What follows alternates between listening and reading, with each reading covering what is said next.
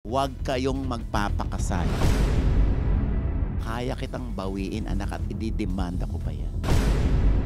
Magsusumikap naman po. Tito. Kunyari, yung mga bagets mo, yung mga anak mo, Oh, yung mapapangasawa. O sabihin natin, hindi nakakaangat-angat sa Hindi buhay. talaga. Hindi talaga. Tito, Huwag mo magsusumikap ako naman po. Tito.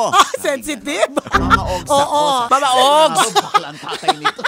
O, paano ko sinabi niya? Paghihirapan ko naman po. Oo. Nag-aaral akong mabuti Sa ngayon, wala pa. Pero Oo. in time. In time. Mahal ko talaga siya. Hindi ko sinisino. Kung matino naman haharap sa akin, matino namang nagpakilala sa akin, nakipag-usap sa akin, okay. Kasi kahit anong awat mo sa mga bata sa panahon Kaya ngayon, nga. kung gusto nilang gumawa ng kagagahan, Right. gumawa Gagawin sila ng talaga. kagagahan. May paraan Gagawin. yan. Correct, Oo. correct. Diba? Kung gusto nyong magpakasal, desisyon nyo yan. Pero lagi kong bilin sa mga anak ko, huwag kayong magpapakasal. Diba? Kung gusto nyong mag-testing the waters kayo, magkasubukan muna kayo.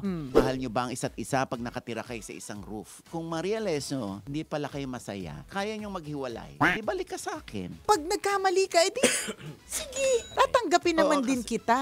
Paano kasi kung sasaktan niya anak ko physically? Kasal na sila. So Oo. pagdating sa akin, magmamakaawa na ako sa lalaki na huwag mo naman saktan ang asawa mo, please. Pero pag hindi kayo kasal at nag-live-in lang kayo, pag sinaktan ka ng lalaki, kaya kitang bawiin, anak, at ididemanda ko pa yan. Nakakapanood pa tayo ng mga video na umiiyak pa yung lalaki habang nagpo-propose at sinusuot yung singsing. Tama. Tapos ikinasal sila, sinusuot yung singsing, umiiyak din yung lalaki. Pero siya yung nagloloko. Nare-realize niya, teka, may nakita ako dun eh. Sayang naman yung asim ko Ayan. kung hindi ako matitikman ng iba. Ayan. Right. Ano, maalala pa ba niya? Nakakaya, umiyak ako ng Oo. araw. Ang daming tumingin na may Na-post pa na naman. video pa. Oh.